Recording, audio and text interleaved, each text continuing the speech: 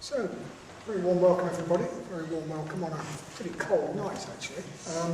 Especially a warm welcome if this is your first time on one of these Tuesday night Sangha Nights.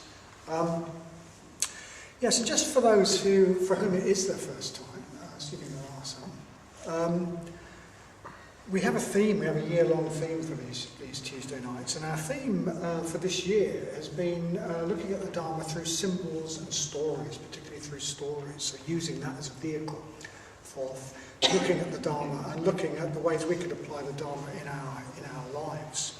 And we've had a sort of sub-theme within that, which is called, rather mysteriously, the Triratna system of practice. And I'm not going to go into that in a great deal of detail. In fact, I'm not going to go into it really at all tonight, because we've got quite a lot going on tonight. I'll just say that this is a sort of sequence of stages or aspects of our spiritual development. And the second of these, a really crucial one, is positive emotion. And that's what we're going to be talking about tonight. It'll be self-evident what we're talking about. We're going to be talking about positive emotion. Because there's no way that we can make progress on the spiritual path without positive emotion. We can have great meditations, we can read really esoteric Buddhist philosophy, and know everything there is to know about conditioned co-production, shunyata, and non-duality. But if our emotional experience isn't positive, if our relationships with others and the world around us isn't one of positive emotion, then we're not going to get anywhere. So positive emotion is completely crucial. It's not like an optional extra. And the Metta Bhavana is the crucial practice. It's a crucial practice in cultivating positive emotion. We're very unlikely to cultivate positive emotion without it. So it's vital, it's really vital that we find a way in to the Metta Bhavana. And that's especially true if if we're one of those people who finds the Metta Bhavana difficult. So even if we find the Metta Bhavana difficult, it's vital we find some sort of way into it. Perhaps especially if we find the Metta Bhavana difficult, it's vital that we find a way into it. However, in my experience, teaching the Metta Bhavana beyond a certain point isn't always that easy. It's not always that easy, because different people do it in very different ways. We tend to find our own way into it. And the danger is that if you're teaching meditation, what you end up doing is just telling other people the way you found into it. Perhaps the way you found into it after doing it for years, decades. And it may not work for others. So different people do it differently. And different people have different ways into it. So what we thought we would do tonight, rather than somebody sort of stand up and say, this is how you should do the Metta Bhavana, this is my way of doing it, that we would have 5 different people talking about their ways into the Metta Bhavana, ways that they've found that have doing the Metta Bhavana that have really helped them. So that's what we're going to do tonight. We're going to have 5 people speaking about their way into the Metta Bhavana, or a way anyway, that they've found into the Metta Bhavana. So we can link that with our theme. We haven't got any stories. Never mind. Each of those is a story. Okay? Each of those tells you something about how that person has found their way into the Metta Bhavana. So 5 short talks on ways into the Metta Bhavana. And Bodhinaga is going to start by talking about metta as volition and intention, using a parable of irrigation as what we're doing with the Metta Bhavana. Then Satyajyoti is going to talk about connecting with metta that's already there. Then Maitridasa is going to talk about from Pema to metta. Pema is the Sanskrit or Pali word meaning, well, love that's not quite metta because it's a bit sticky. It's a bit wanting something a bit back. And he's going to talk about the progression from Pema, if you like, to metta. Then Khemasuri is going to talk about emails as metta. The way into metta through the practice of emailing. I think would that be fair? And I'm going to finish off with the rather alarming sounding title of the Metta Bhavana as prayer. So I have 5 short talks, and I think Susan is going to indicate with imagine a yogic frog, just going to wave a yogic frog when 5 minutes are up. And that doesn't mean we have to immediately stop talking, but that's our sort of signal. So first of all, Bodhinaga is going to talk about metta as volition and intention.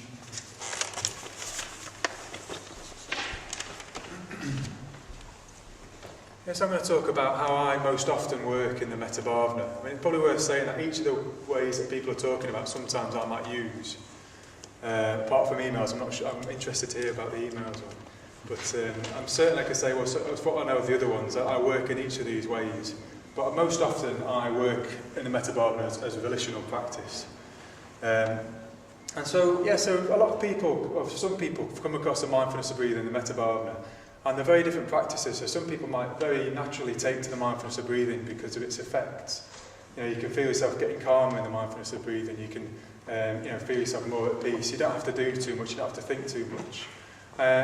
So some people prefer the mindfulness of breathing for that reason, and don't get on with the Metta Bhavana perhaps, or don't understand the Metta Bhavana. And one of the things that can happen, and happened for me, is you can experience other emotions in the Metta Bhavana that aren't metta. You experience irritability, you experience boredom, and you're sitting there and you're thinking, well, I can't do this, it's too difficult, I can't feel metta for somebody else. I'm just experiencing other emotions, I'm not experiencing metta. So it can be easy to give up on the Metta Bhavana. I think it's too difficult. It's not, go to the mindfulness of breathing where it's more straightforward. But I want to share with you my approach to the Metta Bhavana, which hopefully will give you a way in if you're one of those people. And so for me, the Metta Bhavana is a karmic practice. It's working with karma, it's working with the forces, the laws of karma. And I'll explain why. So I've written up some words for people who like Buddhist words. There's a word chaitana and vipaka, and these are the two aspects of karma. Chaitana is our volition, it's our intentions or the choices that we make. And then vipaka is the fruit, it's the outcome of those choices that we make. So all the time every moment we're making decisions, we've got our volition or our choices, our intentions. And then also we're experiencing the fruit of past choices that we made in the past. So we've got volition and fruit. And the Buddha illustrated this with, he used a metaphor of a wheel, where we go round and round. Basically, we end up with habits. Our chaitana, our volitions become habitual. If we're not aware of it, we end up doing the same things over and over again, and we bring about the same fruit over and over again. And so that became illustrated as a diagram in the Wheel of Life, which you've probably all seen. The Wheel of Life illustrates this. So we go round and round, we find ourselves in a situation, we have a habitual response to it, and we go round and round. We kind of create the same situations over and over again, habitually. And this is very true of other people. So our responses to other people, often we're unaware of them and they're habitual. And we can go round and round in habitual kind of patterns or grooves with other people. So we make choices in relation to other people, and we experience the fruit of those choices. So for each of the people in the Metta Bhavana, what we experience as our emotions in those situations are often the fruit of kind of deep-rooted habits, deep-rooted kind of patterns within us. So for example, there's the difficult person. If we encounter somebody who's difficult, and our instinctive response is, well, I don't like that person, and I want to kind of ignore them or push them away. I'm going to be mean to them or nasty to them. We have a kind of, if we're not aware, we're not thinking about it, we have a habitual, automatic response. And but also what we discover is, as Buddhists, we've got a choice. If we become aware of our karmic choices and the fruits of those choices, we get a choice. We get the gap. So the Buddha also taught about the gap. It's possible to have a creative response. And, that's what metta is. In every situation, when we encounter these different categories of people, our habitual response might be, pleasure, if we see somebody we like, boredom, if we see somebody that we don't really know, irritability or anger, if we see somebody we don't like. That might be our habitual response.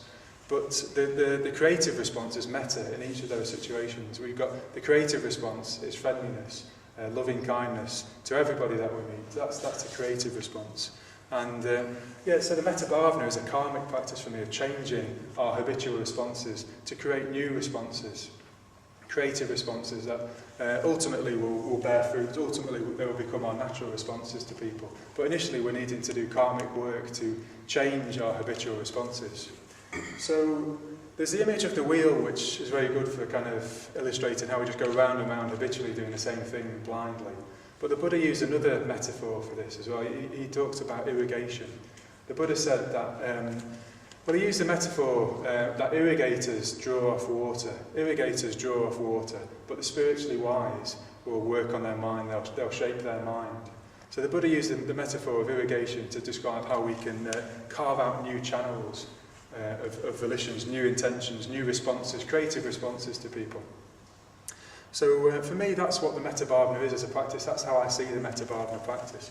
So if I'm sitting down in the Metta Bhavana and I'm experiencing anger or irritability or boredom, well, in a way, there's nothing wrong with that. I'm not failing in the Metta Bhavana. I'm experiencing the fruit of my previous actions and my previous intentions. I'm experiencing the fruit of habits that have been carved out over many, many years, possibly many, many lifetimes, depending how you look at it. So I'm sitting down, I'm experiencing the fruit. There's nothing wrong with it. I'm not doing anything wrong.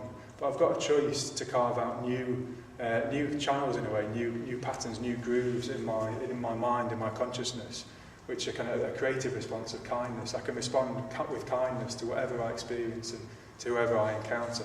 So the way I see the Metta Bhavana is that over time, over many, many months of repeated practice and many, many years, I'm carving out new channels in my consciousness, in my mind, new responses, new patterns of behaviour.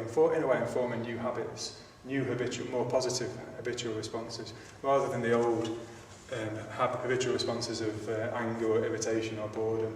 I'm carving out a new habitual response. And you could see this in the same way that a farmer might draw off water that goes down the same old channel with currents pushing in the same direction. Well, a farmer might carve out a new channel and start to draw off water, more and more water in the direction that he wants it to go in, he or she wants it to go in. So that, for me, that's it's a powerful metaphor for me, of me kind of drawing off my emotions into I'm carving out new channels for my emotions to flow down, more positive channels, creative channels. And that takes time, it doesn't happen overnight. And for me, the real measure of if my Metta Bhavana practice is working is if, when I encounter people, in the street or at work or my family, am I starting to behave in different ways? Am I starting to respond more and more with metta? And that's a sign that my Metta Bhavana practice is working. So for me, it's not about having a really pleasant, blissful experience like sometimes the mindfulness of breathing can be. It's about really doing some work, some volitional work to create new habits, new positive habits that will bear fruit in the future. In my responses to people. So that really helps me if I approach the Metta Bhavana in that way, it doesn't matter if I have a difficult or uncomfortable meditation practice, I can have faith, have trust that over time it's going to really bear fruit in a positive way. So that's just one way into the Metta Bhavana.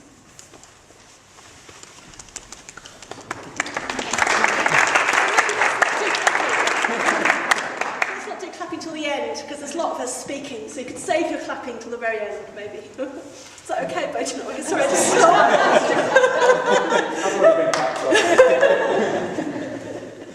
Took away your applause, that's really bad. Okay, so I'm going to talk about a different way into the Metta Bhavana. And so the Metta Bhavana can be hard. It can feel like I'm sometimes working away and nothing's happening. And the way I learned to get round that was actually to stop trying altogether, to stop trying to do it myself, and to open up to Metta Bhavana that's already there. Okay? And literally what I do is I'm sitting meditation, and I just think, I'm just going to open up to the metta that is here. So it's a bit like, I thought, actually, because the theme was about stories and symbols, I thought I had to have a symbol.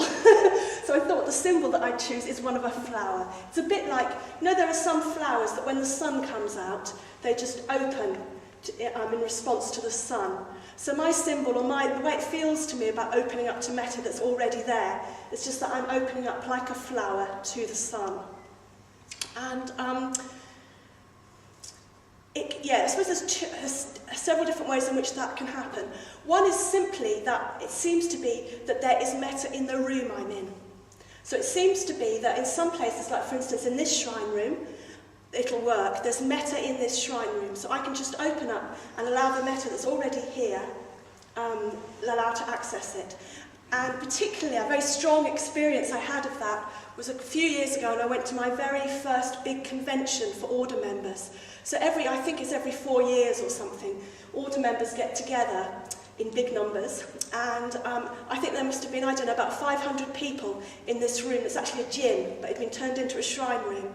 And I sat there, and I just realised I didn't have to do anything, because it felt like the energy of all the other meditators was so present that all I needed to do was just open up to that metta that was there from them. And another thing that I can open up to, I think, is metta from a figure. So the figure that I particularly relate to is the Buddha Amitabha. So if you're quite recently come off an intermediate course, if you were there for the week where there was discussion around the archetypal figures, Amitabha is one of those archetypal figures. And he particularly is representative of, or his particular speciality is in fact compassion, is love. So I can just open up to that love that he just has. And both the metta that's in a room and the metta from Amitabha feels quite impersonal. Okay? It's not like it's particularly for me, it's like it's for all living beings. How does that work? I have no idea, okay? Completely goes against any kind of my materialist kind of conditioning that should be the case, because I'm thinking, well, how can that be that I can experience metta from a room, or that I can experience metta from an archetypal figure? All I know is that it works for me. So I would say that it's worth trying. Because if that's how I experience things, that is a certain kind of reality. Whether it really is or it isn't, I have no idea actually. All I know is that it just really works for me. And I find it a really useful way of, or just a really helpful way of practicing metta, particularly when I'm getting stuck in self-metta. So for a lot of people, the first stage, self-metta, can be a really difficult one, particularly if you come to it with all sorts of conditioning around not being worthy and lots of ideas, negative ideas about yourself. Well, you don't need to worry about those, you just get rid of them completely, because it's something bigger than you, it's not you, that's just opening up to metta. And why shouldn't you receive it as much as anybody else? There's no reason why not. So it's like, you don't need to worry about trying to convince yourself that you're worthy of metta or anything like that. You just open up, there is metta, and you just sunbathe. I suppose sunbathing is quite a nice idea. You just sunbathe in the metta that there is. I think it's also, actually sunbathing is quite a good image, because another way that you can do this if you want, that I do sometimes, is I imagine that I'm breathing in the light of the metta. So sometimes it works just to be open to the metta, sometimes it doesn't. But another way I can do it is to imagine that there is light, the metta is light. So I just breathe in. As I breathe, I experience in my body the sensations of breathing, which is quite good actually, because sometimes metta can feel a bit heady. It can feel a bit like you're getting away from your actual experience. But if I use my breathing, that helps me to anchor myself in my experience. So I breathe in this golden light, this sunlight of metta for me. And then when it comes to other people, so for my friend, etc., then what I do is breathe out this sunlight to them. So I breathe in this metta that's coming to me, and I breathe out light to them as well. So it's quite a simple way of doing that. And that's the end.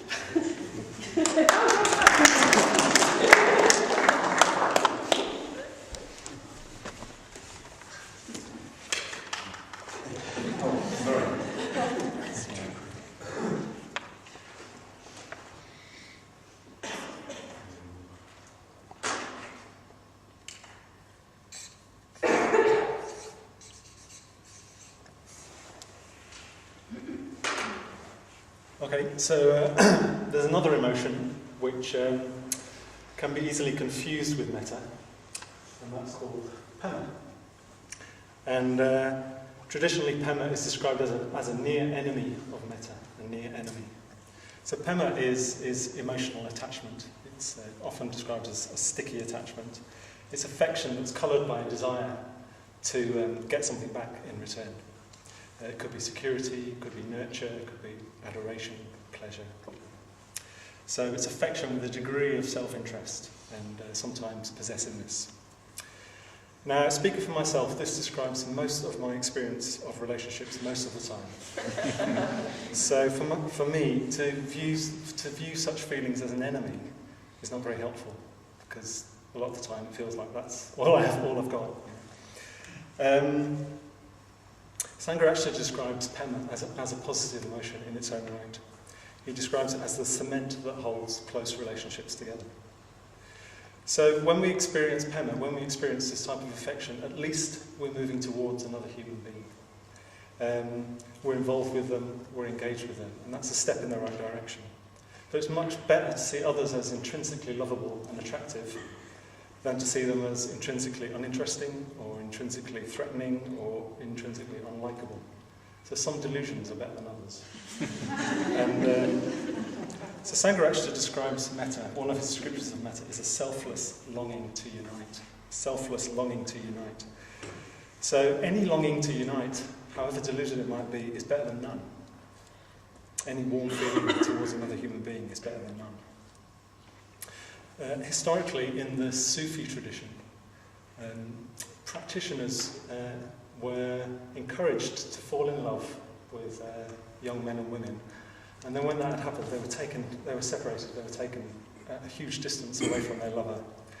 And then they were encouraged to channel that longing into longing for the divine in the Sufi tradition. So longing opening the heart. And a lot of the time I just dwell in this state of longing, and this state of my heart being wide open. And it's not a comfortable feeling. And with this I found the Metta Bhavana a really helpful practice to work with this. So Pema can provide the fuel for our Metta Bhavana practice. So in the Metta Bhavana, we're trying to identify actual, warm, loving responses that we have for others. And in a way, the stronger the better.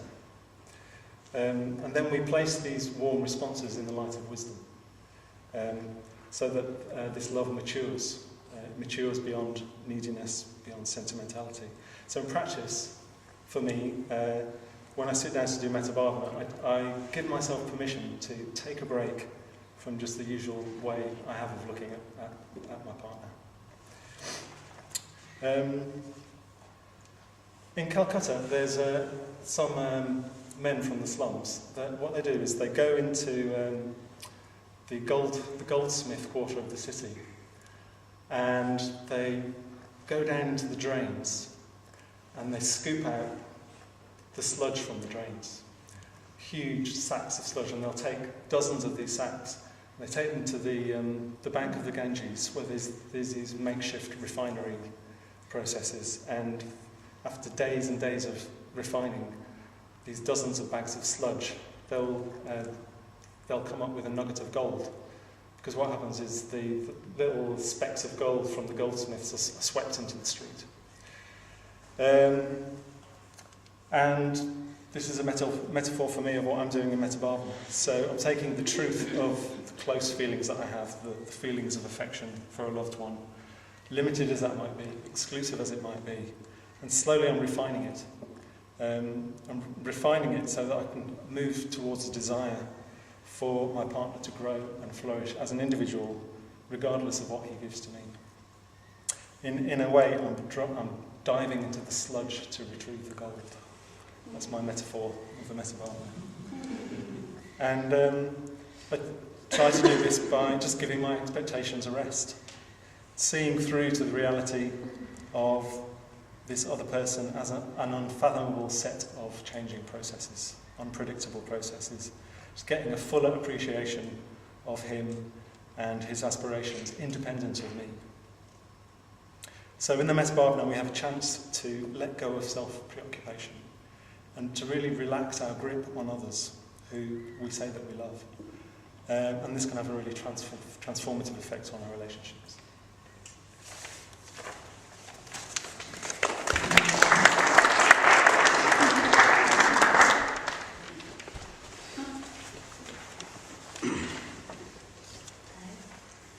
So I get my inspiration from the Metta Bhavana from a very simple question, and that is, does it work?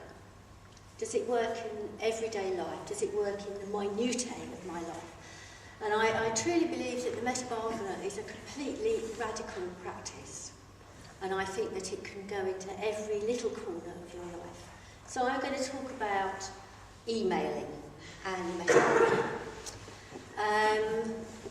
Emails were invented after I was. And I started off my life with pen and paper and people writing letters. In fact, I've successfully fallen in love with people who've written me letters. And letters are very different things to emails. I can feel the difference. So with a letter, it took a longer time to write it. You often had to write it out twice. You had time to think about it. You took it down to the post box, and then just before you tipped it in, you go, ooh, do I want to do this? Is this a good idea? And then you tipped it in, and then you waited at least a week before anything happened, before you knew what result that had. And things have changed a bit. And I sometimes get a bit concerned that people use fast communication without proper care and concern. So one of the things that I try and do very kind of purposefully is not to be quick, all right? Emails are quick, they're often brief. I don't know, I do know some people who send me books, but often they're very brief. They're often written on the spur of the moment, sent in the next moment, and the consequences of them can also be instant. There is quite a lot of research done in that people get more hurt by emails than they do any other form of communication. And I think it's because it's easy to misunderstand. It's easy to communicate when you do it so quickly. But we do live in this kind of culture where there is this assumption of speed, a culture of an instant response. And quite often if people say to me, can I have your email address? I will say something like, if I need to respond quickly, I will. But if I don't need to respond quickly, I'll treat it like a letter. So if you don't hear from me for a few days, it's because I'm thinking about it. And, I'll get back to you when I've got a sensible reply, rather than thinking that I'm under pressure to respond very quickly. Because I think it's just very much more difficult to be mindful if you respond quickly. It's more difficult to be kind. It's more difficult to be generous in your attitude towards people. And often fast is superficial. So we don't get a really good chance of realising what we're doing here. And what we're actually doing is we're communicating with another being. And we often forget that there's another being at the end of an email. So my working life is spent at a computer. I don't email all the time, but I do a lot. And I do so kind of internationally as well, so it's outside this country as well. And I do need to remember that it's a person that I have on the other end. And I try and connect with that person imaginatively before I respond to them. It's easy if you know someone. So if a friend of mine emails me, I can imagine what they're doing. I can imagine, if I know them, I can imagine them in their room. Hello, Maitridasa, is the sun coming through your window this morning? You can actually kind of have a really good kind of aspect of them. You can be personal in that communication. And but if you don't know people, sometimes it's quite difficult. I'm very fortunate to work for the Secretariat of the Tree Rattan Order. And one of the wonderful things that we have is that we hold an order register, and it has a photograph of every single person in the order on this register. And I often get emails from order members I just don't know, I've never met. Okay. And one of the things that sometimes they're really, really friendly, and I go, oh no, I know this person, but I can't remember who they are. So I go and look at their picture, and sometimes I don't know them, they're just being really, really friendly. But it does give me that opportunity to take in this other person. Occasionally I might get an email which is quite difficult, which is quite painful to read. And in that situation, I probably won't, I'll put it to one side and then I'll read it again tomorrow. Okay, so I don't need to respond to things that are difficult quickly. And perhaps I'll write a reply and then I won't send it because I need to look at it again and make sure it's appropriate. So I'll try not, it's like dwelling in this gap. It's dwelling in this gap between having an emotion and actually responding in a more careful and generous way, a kinder way. So I have several rules. I just have a few rules for my emails. Not only do I need time, but the other person needs time too. So if I'm asking them for their opinion or their advice or something like that, I'll say, think about this and get back to me. I don't want to know immediately. I want you to actually have the time to get back to me when you're ready. And to be clear, so if I do need to know something quickly in my job, just to say that, I could do with knowing by so-and-so. So it's clear how much time they've got. I always try and give people a way out. Okay, so if I request something, then I say, let me know if you can't do this. Or if you can't do this, perhaps you might know somebody who can help me or knows this or something like that. So there's always a way out. So if people have to say no to me, they can do so with kindness as well. They can do so in a considerate manner. And not to assume anything about things. So I think my practice for emails is about non-manipulation of the person at the other end, to give them time to respond, to do so with the freedom to be themselves. And people appreciate it. Thank you.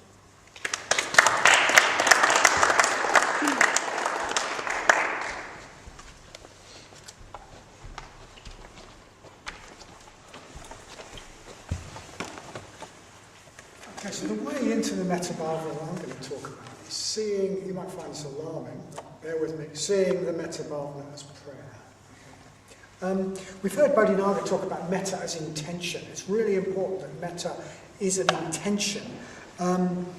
It's a wish for somebody's well-being, as well as it's a volition, as well as a nice warm feeling, maybe, that goes along with that. And it's that volitional aspect, that sense that it's a volition, is a really important aspect of metta. It's a vital aspect of metta. Now, okay, at first, especially as we get on with it, now at first, maybe the thing we need to do in the Metta Bhavana is just find some of that warm feeling, pema or not. Maybe that's what we need to start doing. But once we've done that, we need to go beyond it. A feeling of goodwill and friendliness towards someone without the desire to put that into practice by doing something about it turns into sentimentality. We end up wanting the warm glow for our own sake, for us, rather than being about the other person. And then when it's not about the other person, the springs of metta dry up and there's nothing to irrigate with anymore. That's why we use the phrases. May they be happy, may they be well, may this person be free from suffering, may this person progress. Those phrases express a wish. They express a wish, an intention. We don't say, may I have a nice warm feeling towards this other person. So metta in its fullness is intention. Now I don't know about you, but for me an intention is a desire to do something. It's a desire to make something happen. And metta is no different. The idea of an intention that isn't about doing something seems to me to be a contradiction. So metta is a heartfelt desire to make good things happen for the other person, for bad things not to happen to them. But often we can think of the Metta Bhavana as a sort of psychological exercise. It's something we do which only affects our own mind. So we sit there, got our eyes closed, and it makes us more mettaful. That's perhaps how we think about it. We don't think we can actually do anything for the other person. But if we're not thinking, if our intention is not about doing something for the other person, then can it really be an intention? Isn't that a contradiction in terms? So for me, the way out of that contradiction is to connect with the Metta Bhavana as something that really does benefit the person I'm thinking about. Especially if our mind is focused enough and our wish for their well-being is strong enough. That's how I try to connect with the Metta Bhavana. You could say I do the Metta Bhavana as a sort of prayer for the person I'm thinking about. Woo! Don't get alarmed, don't worry, I'm not talking about God. But we've heard Satyajyoti talking about the Metta Bhavana as a way of connecting with Metta that's, as it were, out there. And maybe that's how you could think about it. It's not my Metta, it's not your Metta, it's Metta that's almost part of the universe, if you like. And the way I see it is that I'm not praying to a God, but what I do imagine myself doing is invoking the Metta that's there and focusing it on the person that I'm thinking about. And I believe that has positive effects on them. This lets me think, may they be well, and really mean it because I'm doing something. I'm not just affecting me. I'm focusing something positive on that person and really helping them to be well, to be happy, and so on. I have a volition that actually does something. Now at this point you're probably thinking, well that's all very well, but it's just a fantasy. How can sitting there with your eyes closed, whatever you're feeling, have any effect on the person? Well, I'm with Satyajyoti here. I don't know, but it does. But it does. This goes against the way we've been taught to think about how the universe works, but believe me, well, what I like to do is to remind myself that I don't know how the universe works. Now, if you think you do, you must be an awful lot cleverer than me, but the universe is dead more complicated than we were taught at GCSE science. Okay? It is not like we were taught at GCSE science. I really do believe that focusing metta on a person really can benefit them. I think I have evidence of that, which I would be flying in the face of the facts if I denied. I've seen it. You can't do a double-blind experiment, but I've seen it.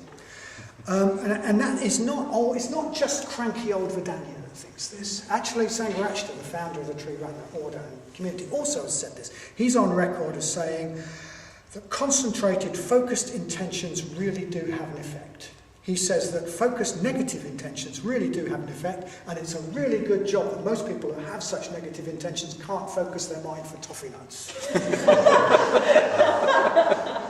But he also said that really strong, positive intentions have an effect. A heartfelt wish that somebody should be well and happy really does help them to be well and happy. So you could... So that's my way into the Metta Bhavana. I invite you to try it out for size. Try not to have a closed mind and think that couldn't possibly work. But be open to the fact that when you do that, you could actually be benefiting the person. You have a wish that really does something. Try that out and see what happens. You could try that especially with people who've got problems. You could try it with someone who's sick, someone who's in a mess, people who are unhappy for some reason. And if the word doesn't put you off, you could pray for them. If the word does put you off, forget I used it and try to connect with the fact that a heartfelt wish has power. That focused minds and a heartfelt wish have power. You're focusing metta that's there as part of reality, bringing it to bear on this person. And if you're anything like me, that will make the Metta Bhavana a far more powerful practice than seeing it as a psychological exercise, because it will make it real, and a real intention. And you might find that because it's real, paradoxically, although you've stopped thinking about it as something you do for yourself, it actually has a bigger effect on you than it would have done if you thought about it as something for yourself. So give that a go.